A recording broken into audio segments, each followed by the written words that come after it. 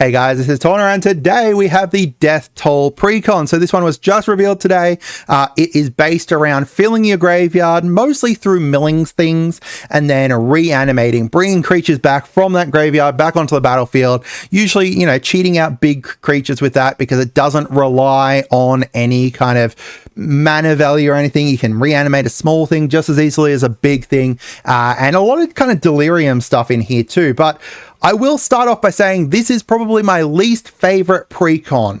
It feels a little bit all over the place, which I'll talk about a little bit later, and why I think it's my least favorite, and why I think, nearly any other one is going to be better off picking up. But before we get into that, make sure you guys subscribe. We're going to be doing this one, and then the next thing's probably going to be like the top 4 precon, like, which of these precons from the new set I like the best. Then we'll go into, if any of them have breached into that top 10 precons that I think you should be buying at the moment. So share around, like, all that kind of stuff.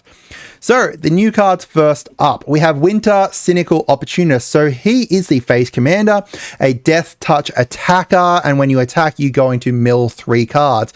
And then he's got Delirium here. At the beginning of your end step, you go into exile any number of cards from your graveyard with 4 or more creature types among them. If you do, put a permanent card from among them onto the battlefield with a finality counter on it. So this is a way for you to, 1, fill your graveyard every time you attack, and then 2, you're going to be able to exile things from your graveyard to be able to bring any permanent back. It does not need to just be a creature. You can bring back an artifact, and equipment, a freaking, vehicle, a land if you really want to. You can bring back anything. Just keep in mind that you do need to exile enough cards that you're going to have 4 or more card types among them. The secondary commander here is Rendmore Creaking Nest. So he is a artifact creature scarecrow with menace, reach, and then when he enters or whenever you play a card with 2 or more card types, each player, so including yourself and everyone else, is going to create a 2/2 black bird creature token with flying. So this is a very interesting way for there to be a lot of tokens out on the battlefield, and you're kind of sharing it around. Everyone's going to get one, but for everyone else, they are going to be goaded. So they have to go and attack other players that are not you until it becomes a 1v1, in which case, this reach is going to be doing a lot of work here, and the fact that you're going to have a lot of blackbird creature tokens as well. As for the other new cards, we've got a couple new Kindred cards. One that is creates a big colorless shapeshifter, as well as the fact this has retrace, which is really nice because you can just discard a land, bring it back into and play it from your graveyard. You can get a lot of these out. So if you've got anything that needs like lands in your graveyard, this is really great. Demonic Covenant, whenever 1 or more demons attacks, you draw a card and lose 1 life. And then at the beginning of your end step, create a 5/5 black demon creature token and then mill 2 cards. If 2 cards that share all of their card types were milled this way, sacrifice Demonic Covenant. So that means if you mill a creature and then an artifact creature, it would not, because they don't share all of them. But if you mill 2 artifact creatures, it's going away. This is an interesting way for them to, give you a whole bunch of big demons, a bunch of card draw, and I don't know. If the fact that it eventually can get milled away I don't mind too much. I like this one. I like it a lot. We've got Convert to Slime here, which is a removal spell that makes it ooze dependent on what you removed, as long as you've got Delirium active. Deluge of Doom, which is obviously a reference to, Toxic Deluge, but instead of you losing life, it's based on the card types among cards in your graveyard. Polluted Cistern and Dim Obulate. So Polluted Cistern is whenever 1 or more cards put into your library from your graveyard, each opponent loses 1 life for each card type among those cards. This is actually really bonkers with some cards like Mesmeric Orb, whatever the Mesmeric one is, that makes it so that anytime something untaps, someone has to mill 1, because each of those will count individually. If you're milling 10 cards at once, it's most likely going to make someone potentially, each opponent lose 3 life, maybe 4, depending on the card types. But if it's each individual one, you're going to ping for like, 1, 2, 1, 2, 1, 2 over and over again. It's a great way to get so much damage in. The second side is just mill 3 things, then resurrect something from the graveyard to the battlefield. Not too bad for, a 5 cost that's kind of tapped onto this. So you've got the option of kind of playing this later on once you've got this part active. Ursine Monstrosity, when you attack, mill a card, choose an opponent at random, it's going to attack that person and gets indestructible and buffed based off the amount of cards in your graveyard. For card types in your graveyard. Into the Pit as a way to play stuff off the top, as well as all you need to do is sacrifice something for it. And then we've got Demolisher Spawn here. If you've got Delirium active, give everything else +4/+4 when you're attacking. So for the reprints, we've got a lot of mill reprints, as you can imagine. Like, we've got Renin 7, we've got Professor Onyx up here, Nyx Weaver's really great, Grim or Flayer here, whenever it deals combat damage, mill, it's Surveil, is it? Look at the top 3, put any of them into your graveyard and the rest on the back of the top of the library in any order. Yeah, so Surveil 3, I think that is. And, just a lot of different mill stuff throughout the deck. We've got a bunch of recursion as well. Not as much recursion as I would have thought. It's mostly kind of relying on your commander for recursion, but or Dead Bridge Chant, which is pretty good too. Reanimate is nice too. There's Reanimate's a great kind of reprint in here. Just mostly kind of relying on your face commander for it. Now, I'm not showing every single card here, so there may be a couple other recursion things I didn't put in there. There's a lot of graveyard synergy too, stuff with Delirium or, resurrecting, dealing damage to everyone based off the card type, creature cards in your graveyard. Just a lot of kind of graveyard stuff. Like if stuff's in your graveyard, get buffed up or, sacrifice itself to put itself in the graveyard.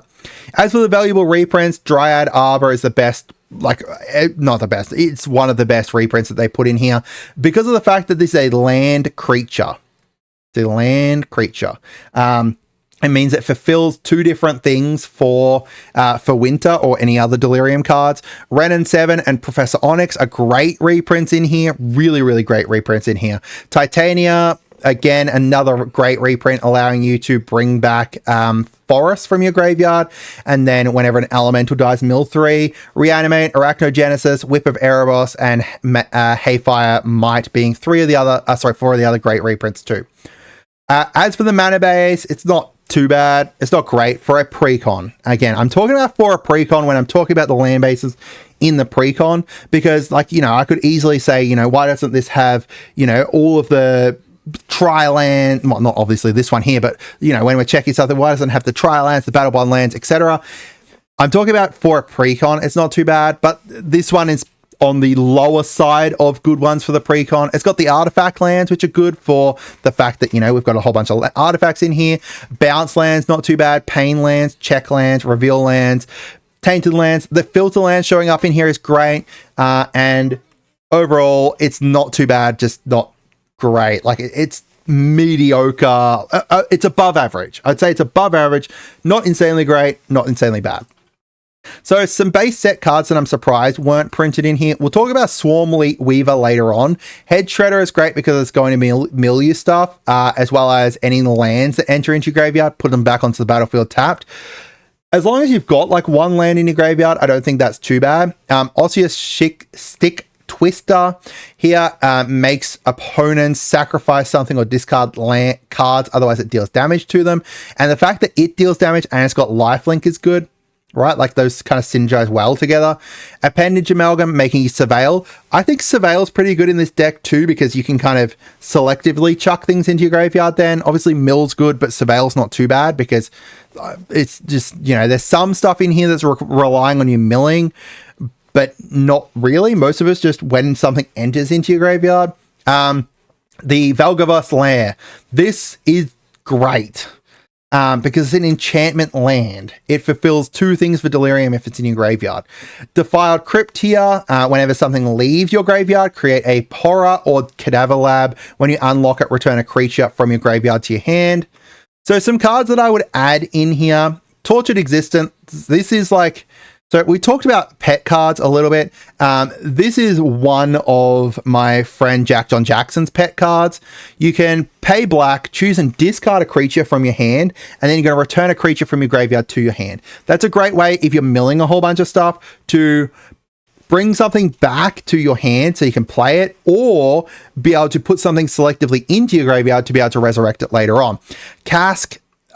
Again, we'll talk about Cask a little bit later on, but this is another mill card, which is good. Cyclonic Loner is pretty decent because of the fact that as long as it's tapped in your second main phase, you can search something up in your graveyard, in your library, put it into your graveyard. So if you're trying to get Delirium, that's good. Overlord, some mill, and selectively put something back into your hand. Ripples, one of the best mill cards that they've released in quite a while. Biotransference turns all your creature cards into artifacts, while it changes the stuff on the board into artifacts as well. The creature cards is the important part, to me at least, because that means everything in your graveyard that is a creature is now an artifact creature, which means you can have technically an artifact enchantment creature. 6 mill, and then also bring a land back from those into your hand, but giving everything in your graveyard retrace is great. Nesting grounds to get rid of those annoying finality counters, and a whole bunch of others. I don't want to go through all of these. Most of them are going to mill stuff. Enchantment creatures are going to be great in this deck if they like mill and stuff and synergize. Perennial, allowing you to play lands from your graveyard, is great. Palantir, we've talked about so much that it is an amazing card. The other thing that this deck is missing, that is a card type that really, really should have been in this deck, but doesn't get reprinted into precons, is battles. Double-sided, because they're double-sided, they're not going to really reprint them into precons, so they haven't before, and they basically said, it's unlikely they will in the future, but both of these go really, really well with this. The Invasion of Chandelier to bring permanents back from your graveyard to your hand. Invasion of Fiora, a board wipe. But the Marchesa here, whenever you attack, remove all counters for up to 1 target permanent. So you can remove those finality counters. And Lele's Surge also allows you to just cheat something out if you flip the Chandelier one. And then the Grist from Modern Horizons 3 is a great mill card. Yeah, and then, great huge resurrection here, making it so that for each each creature card in your graveyard, you're going to create a token copy of it, except it's the 1/1 black-green insect. So, my brother Cat Scythe brought this up, and I think that's a very valid point.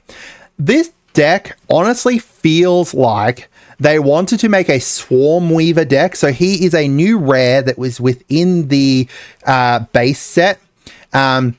It feels like they wanted to make a Swarm Weaver deck, but didn't for whatever reason. Now, there's a couple different reasons for this. One, he has Delirium, but the big part here is the insect stuff. He creates insects, and down here, he gives insects +1/+1 and Death Touch. And if we have a look at the precon, they almost went like, this huge insect, minor theme, insect spider. So we've got a lot of insects and spiders in here, which would be fine if it was the insects and spiders that were synergizing well with the whole mill theme. And don't get me wrong, half of them kind of do, but then the other half, giant appenphage. This is just a big thing for us to resurrect, basically. Hornet Queen, I guess, kind of the same, but not really. There's just Arachnogenesis, I don't think really had to be in here. There's just a lot of insect and spider stuff in here that is really weird.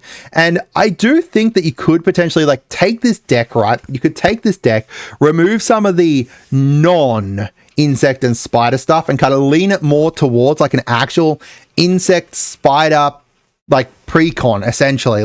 You've got Grist in here. Grist could be your commander. You could run the Swarm Weaver and put him as the commander. If you did want to go that way, there's a lot of cards that you could potentially add in here. Swarmyard Massacre is huge. The Cask that we talked about before, allowing you to be able to mill stuff and bring insects that die back onto the bottom of your graveyard. Play insects and lands from your graveyard's great. Arasta, Amzu, Springheart Nantuko, and then Azoni as well. There is a lot of great great insect synergies that could be put into here if you wanted to either lean heavier into that, or even like, you know, if you're looking to upgrade, potentially add some of these. Swarmyard Massacre is my new favorite card, and it's great in this deck. Now, the other part I said about, you know, this being one of probably my least favorite of the new 4 precons, that is because it feels like a theme that we've been doing a lot lately. And, you know, this isn't like, I understand that, you know, when you go to Golgari, you're looking at, you know, mill and graveyard play. But as I said, like, you know, we've played a lot with this kind of theme within the last kind of couple years. You know, whether it's Graveyard Overdrive, very recently, self-mill yourself and then bring back Lagoyves. Mutant, self-mill yourself and buff up your creatures. Desert Bloom, self-mill yourself and bring back your lands. You know, Desert Bloom is probably the one that's least like the other ones. Revenant, obviously, you know, it doesn't even have green in it, but it's still... And it's not mill, it's surveil instead, but it is still like, you know, that resurrect kind of theme. Like, I just feel like we've been doing this a lot lately. So that's why I'm saying that, you know, it's probably my least favorite, just because it feels like a theme that we've been doing just a lot of, which makes me just kind of less likely to be like, hey, go pick up this deck, especially when, as I said, you know, we've got this kind of big side theme of insects and spiders that I'm not a huge fan of, and, you know, missing some big stuff, especially when you're looking at like Delirium and we're missing like, you know, battles to start off with. And, you know, I just am not a huge fan of it. With Winter, that is. With Winter, I'm not a huge fan of it. Now, if you want to lean into like the Rend more, playing things that have 2 or more card types, I would not judge you, because that is a great idea and I love that idea. But with Winter, like the whole thing about, you know, self-milling yourself and then bringing stuff back, it's not great. Like it's still great. It's just been done a lot. But like, Winter is probably one of the commanders that I'm less likely to suggest that you do with this with, just because, you know, the finality counters, I think, do a big kind of disservice to him. As it is, you're needing to like exile cards from your graveyard, and then you only get to bring one of them back. So that's going to make it Delirium less likely to be active, if you get me, because one, you're bringing something back, but then the other stuff you're exiled is just gone. Like, I think that Winter, if you're building this deck, replace Winter. There is a lot of great like commanders that you could potentially use here for like a self-mill recursion kind of theme, and you would just be better off, I think, with like any of the other ones. If we bring up Reanimators over here, Golgari, we've got like, yeah, I'll just bring this up here. We've got like, you know, old stick figures, which is in the deck as well, right? And, you know, you've got like Marin, you've got Old Rutstein, which isn't in the deck. We've got Grist. Like, we could potentially run a better kind of reanimated deck with any of these other ones. And then, like, even Blex, like, right? Blex just buffs up your, like, insects and spiders and stuff anyway. Like, I don't know. Maybe it's just me getting salty because of the fact that they're kind of reusing the same theme, and I'm a little bit kind of off of that theme, but I just think that you're better off kind of replacing Winter. Replacing Winter would probably be the first thing I'd do. Overall, the deck's not too bad, but I just think replacing Winter's pretty good, like a pretty good idea, just because I think that he's probably a weaker commander overall. But let me know what you guys think. Am I overlooking something here? Is there some benefit to exiling stuff and then not being able to have it in your graveyard to be able to fulfill Delirium / whatever later on? I hope you guys had a great day, and goodbye.